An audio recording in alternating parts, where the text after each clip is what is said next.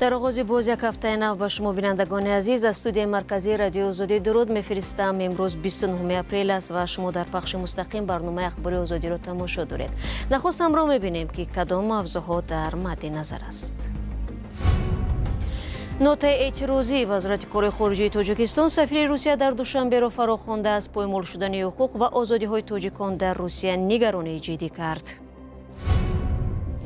رشوه‌ستانی است و یا خیانت به وطن، تفصیلات حبس معاون وزیر مدافع روسیه تیمور ایوانوف.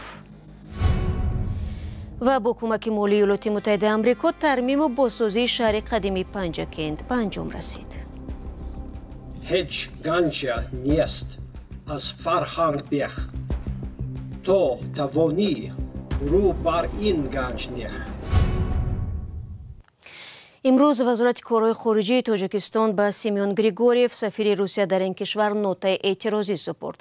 در این یادداشت مقامات تاجیک وابسته به مناسبت دغلانه نسبت به شهروندان تاجیکستان اینچنین نقض حقوق و آزادی های آنها که به طور عمومی در روسیه صورت میگیرد اظهار نگرانی شده است. در نوت اعتراضی از جمله آمده است که این گونه عملها تنها نسبت به شهروندان تاجیکستان عملی شده بر روحیه و عنعنه‌های مناسبت‌های تاجیکستان و روسیه کاملا موافق نیست. این در حالی است که روز 26 اپریل وزارت کارهای خارجه تاجیکستان سفیر روسیه را به صحبت دعوت کرده نگرانی جانب تاجیکستان را در مورد حالت‌های بی‌اساس منع ورود به قلمرو روسیه رسانیده بود. با این وجود وضع بهبود نیافت. در حال حاضر از ساکنان تاجیکستان خواسته شده است که به ضرورت به روسیه نروند. ماموران پلیس روسیه آخر هفته گذشته در گوشه‌های مختلف مسکو و از جمله فرودگاه شیرمتی و تفتیش گسترده کارگران خارجی را برگزار کردند. با گزارش بعضی از رسانه‌های روسی در جریان رید حجت بیش از 350 راننده تاکسی و تقریباً 230 فروش و آشپز و کارمند تکنیکی فرودگاه شیرمتی را سنجیدند.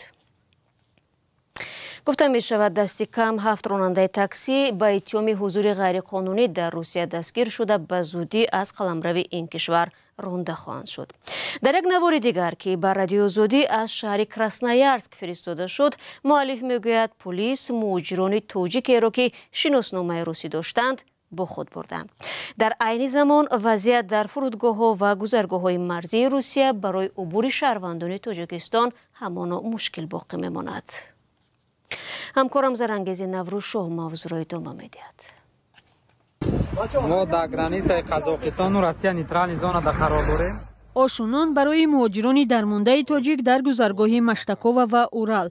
گروه از تاجیکان قزاقستان با شنیدن خبری در مرز بند ماندن صدها نفر به کمک آنها شتافتند. همدیگه رو هم خیلی خوب با بسیار باشه. الله اکبر در مسافری دست همدیگه بگیریم. بیش از 300 نفر که با ماشین و اتوبوس از تاجیکستان به اینجا آمدند، برخی یک و گروه دیگر بیش از 2 روز باز نمی‌توانند وارد روسیه شوند. طرف روسیه، طرف قزاقستان است. قزاقستان، روسیه. اینا بیچاره مسافر هم همینجا. خیلی آدم جمع شده. این اتوبوس 2 روز باز جای خواب و زندگی بیش از 40 نفر است. در اطراف آن به گفته مسافران حدود 60 ماشین دیگر با مسافران تاجیک جمع آمده است. مرزبانان روس در یک روز تنها به 5 یا 6 ماشین اجازه عبور می‌دادند.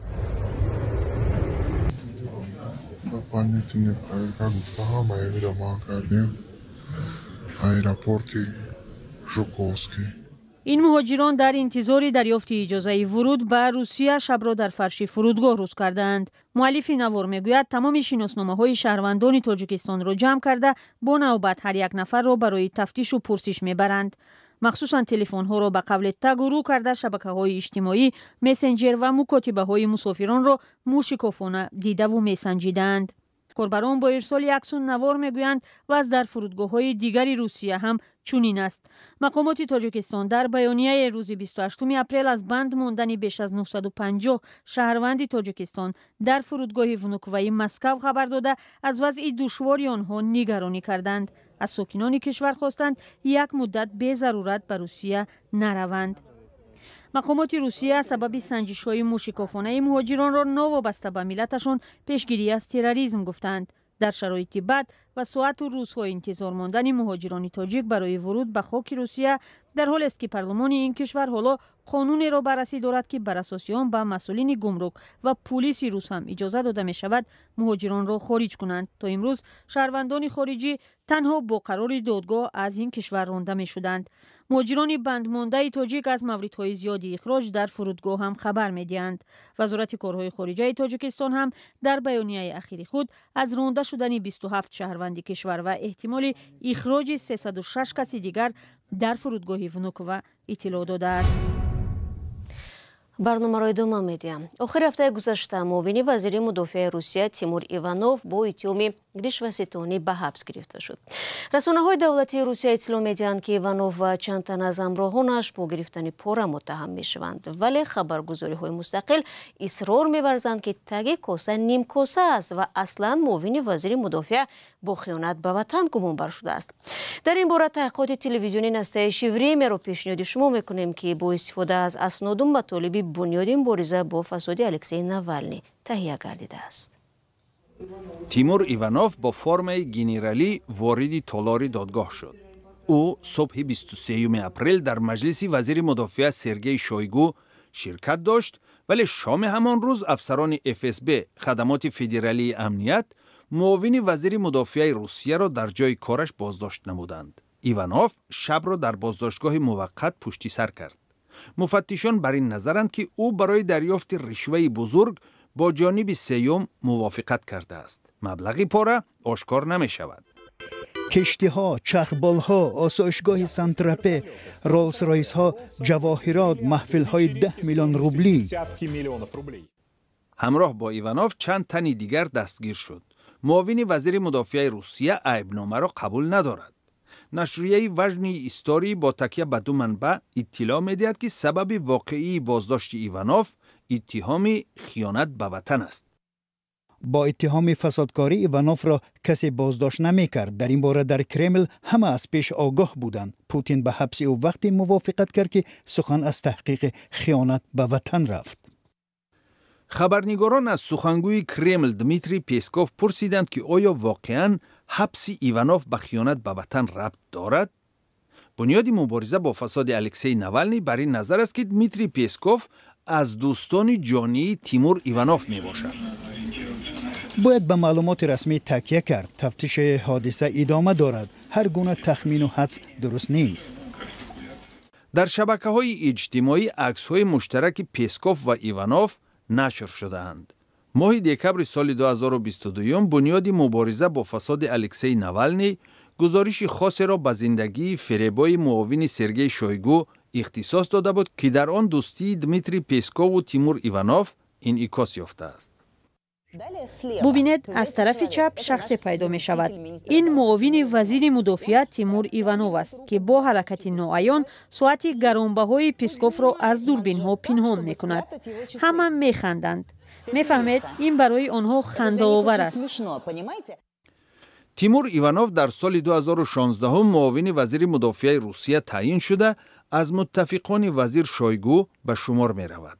او مسئول ساختمان، تعمیر کل و بازسازی بناهای وزارت مدافع می باشد.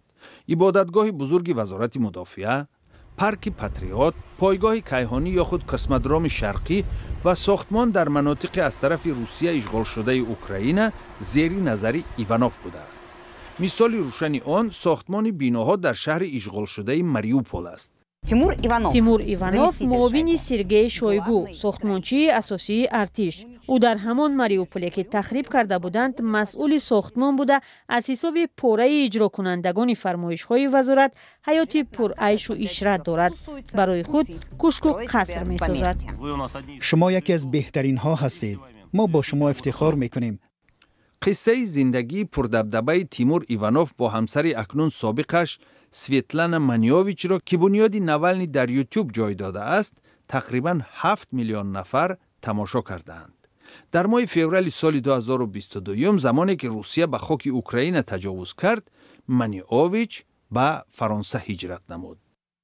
در میانه‌های سال 2023 بنیاد مبارزه با فساد الکسی ناوالنی گزارشی نو درباره عشق‌ورزی‌های گنرال‌های بلندپایه وزارت مدافع روسیه نشر کرد.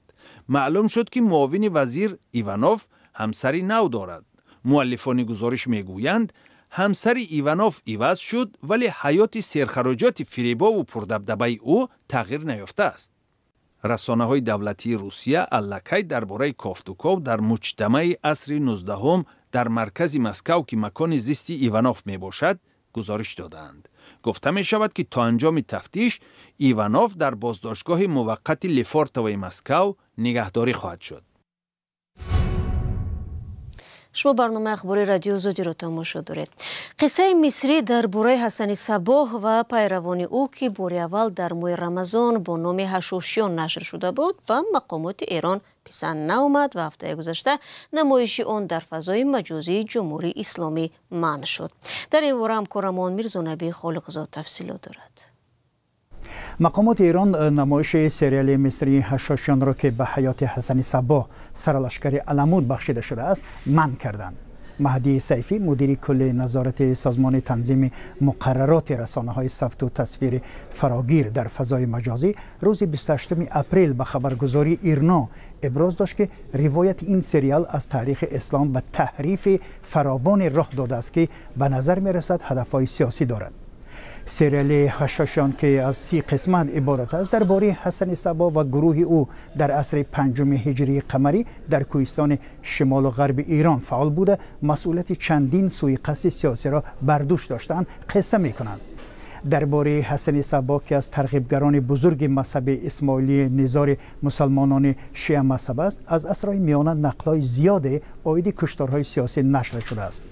باقی مانده‌های قلعه مفت یا خود علمود که قرارگاه اصلی حسن صباح بوده است فعلا یکی از مکان‌های سیاحی شمال ایران است.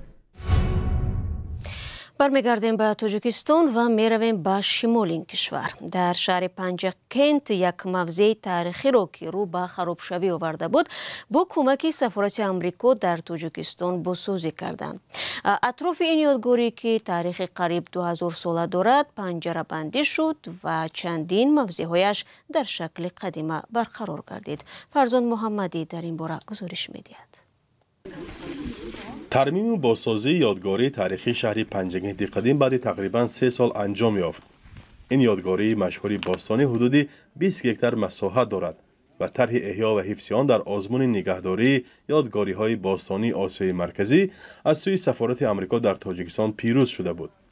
برای حفظ و برقرارسازیش نزدیک به $200,000 جدا گردیده و از سوی تشکیلات جمعیتی جوانان پیشصف عملی گردید. هیچ گنجی نیست از فرهنگ بخ تو توانی رو بر این گنج نخ. باستانشناسان میگویند که موضع قدیمه تاریخ بیش از 1,500 ساله دارد. درباره پنجکنت قدیمه بغیر از دیوارنگاره‌های مشهورش که اکنون در آثارخانه ارمیتاژ روسیه قرار دارند گفته میشد از کمترین شهرهای باستانی است که میشود در کوچه‌اش قدم زد. به علت به نگاه و بین ماندنش چندین منطقه آن به خرابزار تبدیل یافته است. باستانشناسان میگویند در پنجکنت قدیم که المنت و نشانه‌های شهری را پیدا کردند برای آموزش یک منبع تاریخی است و بنابراین توجه را به پنجکنت قدیم باید بیشتر کرد. فرزان محمدی، رادیو آزادی، شهر پنجکنت.